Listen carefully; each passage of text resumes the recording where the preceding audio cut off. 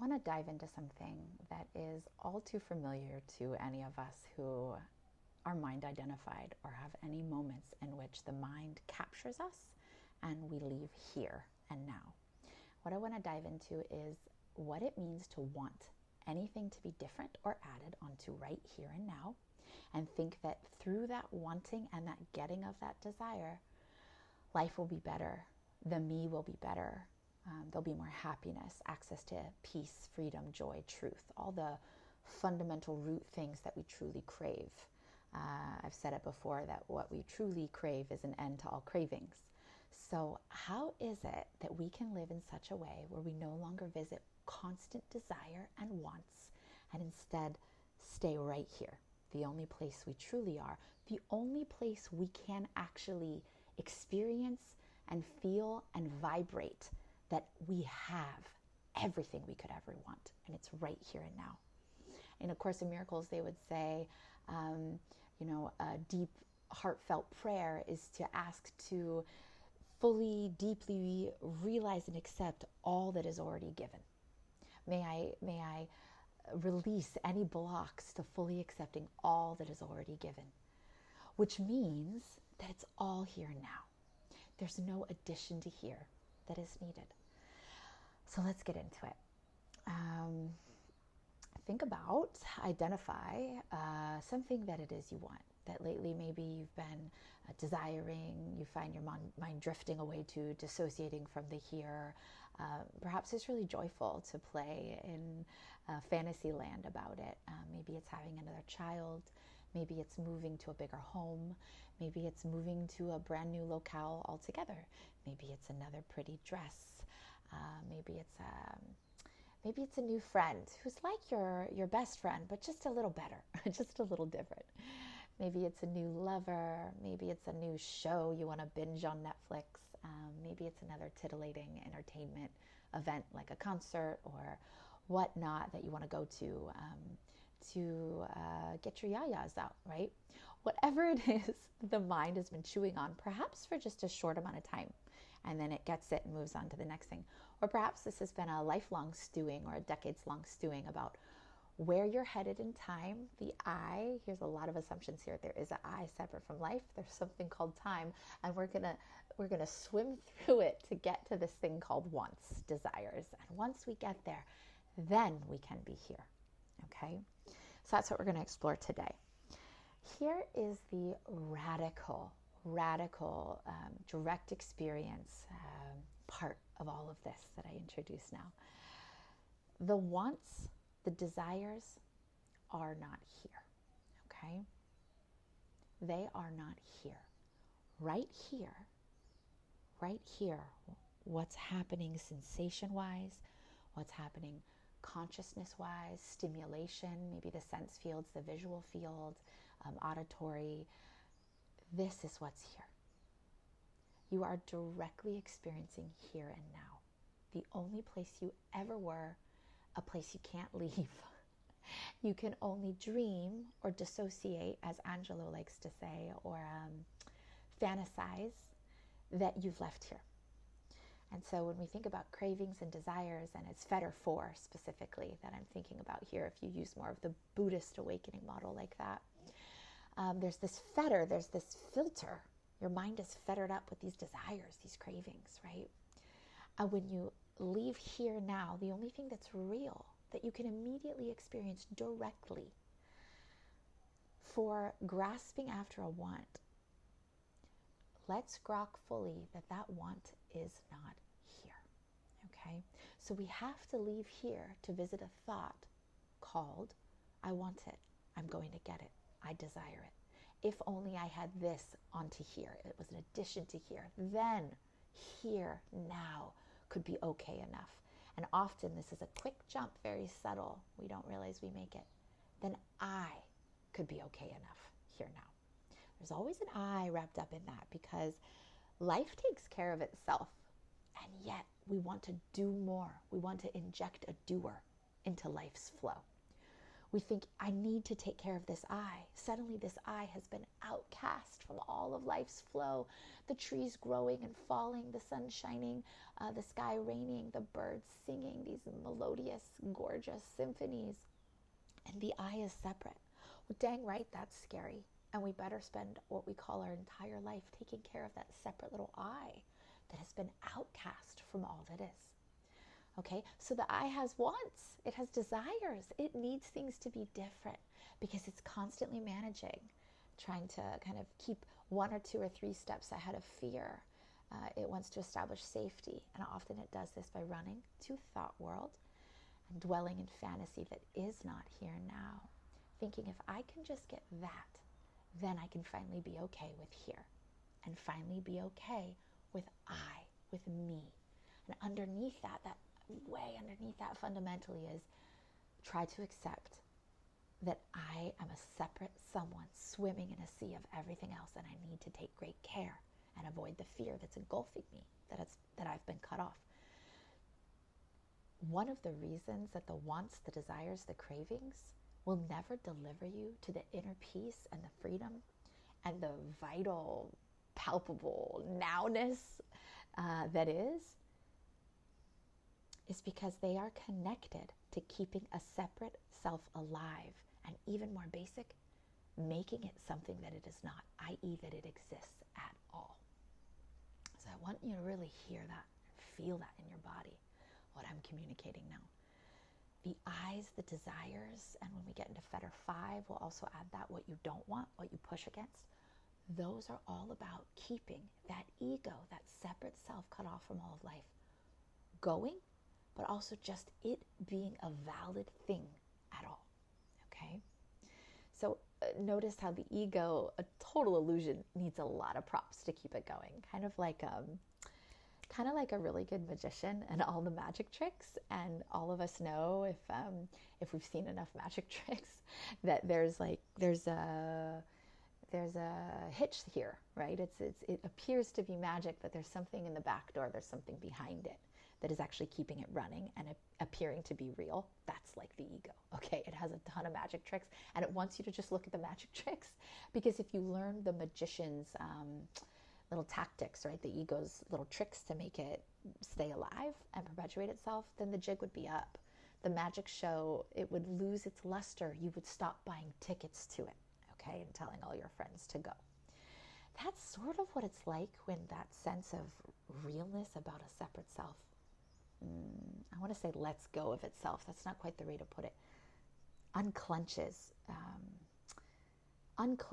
from all of awareness in life and unleashes pure awareness, pure consciousness, pure here-ness, pure nowness. It's like we all experience and describe it different, but it's like a rush of reality. Whew. Thinking about Fetters 1, 2, and 3, and oof, you just like, whoa, it's like a rush of reality, because it's not, the ego that wakes up. It's not Jasmine that wakes up and she gets to go on with more like spiritual bling bling now because she's had an awakening. Jasmine's gone. Whatever your name is, it's gone. It's done. It never was. It's as easy as leaving behind a sweater in the summertime. You don't need it. You don't even think twice as you walk on. What you are wakes up from that claustrophobic sense of being separate. So back to desires, okay? There is no desire truly here now in these sensations.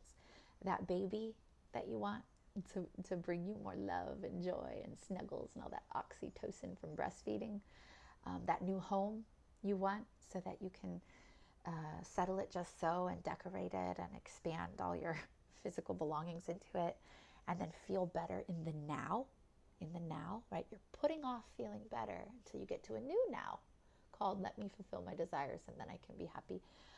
All of those things, they do not live in the here and now. They do not live in what we call the body. I suppose I'll say they do not live in the field of sensation, the field of experience. And this is how we know they are a dream or a figment. By the way, it's not about making wrong or bad anything that sort of effortlessly or naturally arises in experience in your life.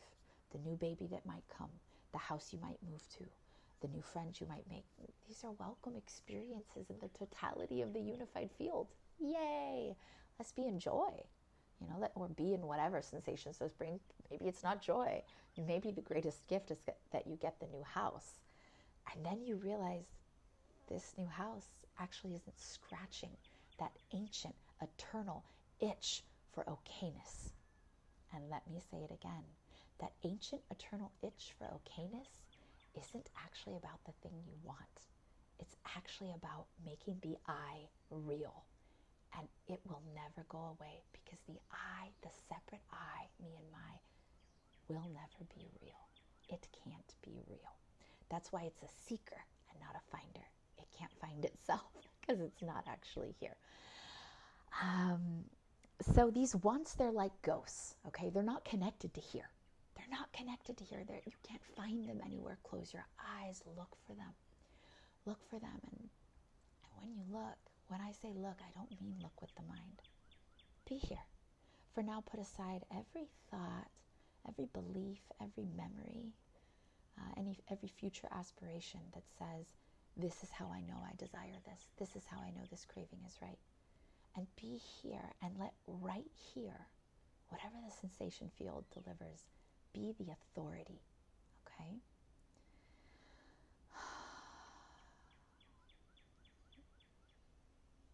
Call up that craving, that desire. What needs to be added here? Perhaps the children need to be quieter when you're working. Perhaps the dress needs to fit better. You didn't realize that it looked quite this way on the body. Perhaps you just need to be pregnant already. Okay, all right. There they are. Assert your want here. Feel into your body.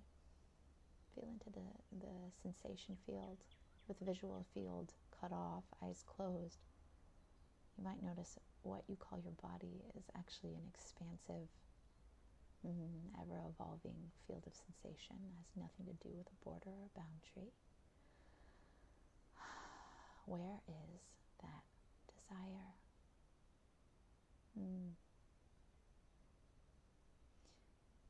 If here now there's no baby in your belly, where do you have to go? Where do you have to go to know there's a desire that says here now should be different? We need an addition to make here okay. Do you feel it? Is it moving? Is it tangible? Is it directly experienced? Or do you have to go to a place called thought? Thought says, this would make this better. This baby in your belly, the children quieter, playing more peacefully, the new house. Notice again and again and again what is here now and where you have to go to locate a desire that would be an addition to here.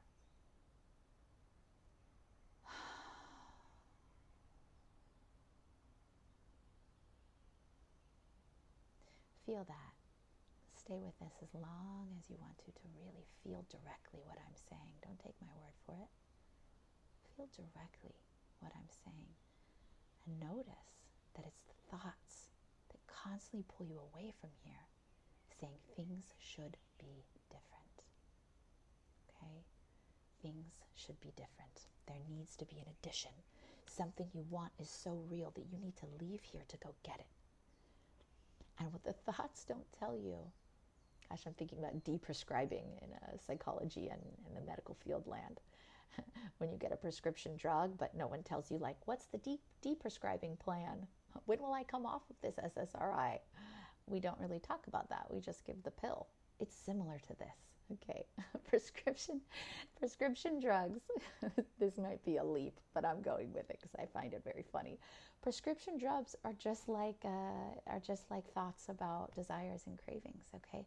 They don't give you a plan for what's going to happen when you finally get it, and what if it doesn't take you all the way here, Or what if here still isn't satisfying and you still have that niggling feeling you need more and more and more to be okay with now, be okay with I, me, my.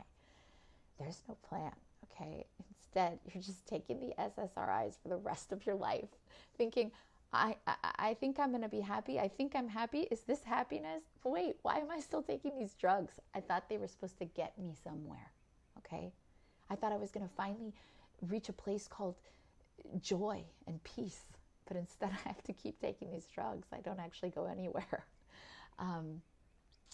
This is what the cravings and the wants are.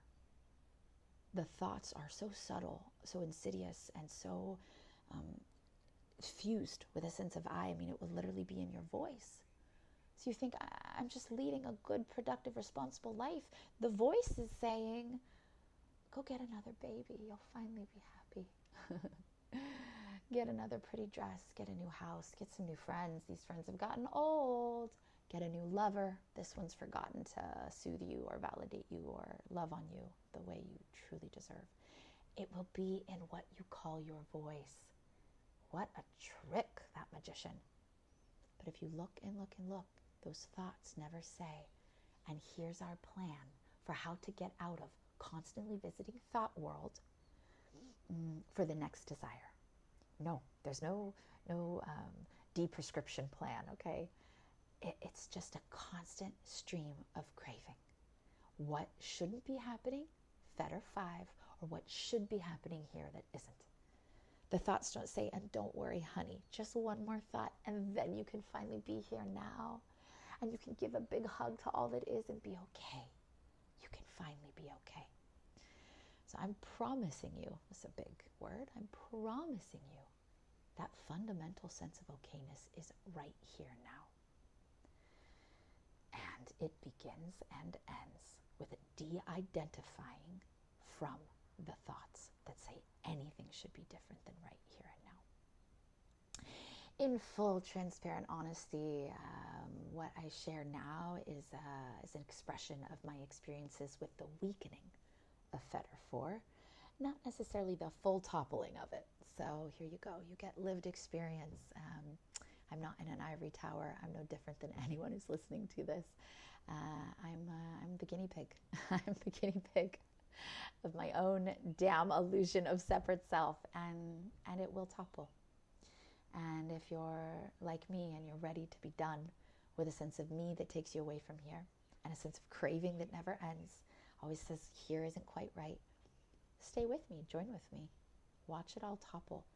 There's no desire, no tangible thing that you can get that will put an end to all desire. You hold the keys to your own freedom, and that is feeling and experiencing that here now is all that is, okay? Those desires, those thoughts, that little voice that you think is attached to you or is you, it's not real, it's a mirage.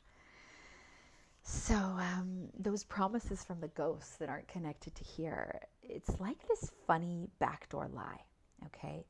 They leave here for a fantasy of somewhere called much better than here. This is what I offer to you. Pay attention to that as you're going about your day, your week. Pay attention to that the next time you feel a big emotional sensation come up, what we would call a reaction. Reaction being beyond staying with the sensation. Suddenly you're saying things or think you have to do things to make here different. That's very different than sort of a spontaneous flow response. Child goes to reach for something hot, you naturally pull their hand away. That wasn't a reaction, it was a being in sync with all that is, right? Not out of sync. Pay attention, see what happens, and notice if the thoughts are lying to you and saying, just one more desire. If you fulfill just one more, then we'll be okay. And you can be separate from all of life, but feel loved and secure. Nope. I would love to hear what your experience is with this. If anyone is interested in this kind of work and would love a hand to hold and a friend to guide, I'm always available. This is my favorite kind of work to dive into and collaborate over. There is a link in the description about working with me one-on-one for Wake Up Now sessions. And shout out to my beautiful friends over at Unfettered Mindfulness and the Awakening Curriculum. I really love the beautiful offerings they give on the Fetter work. So I'm going to link them into the description as well. So much aloha. Happy, happy now.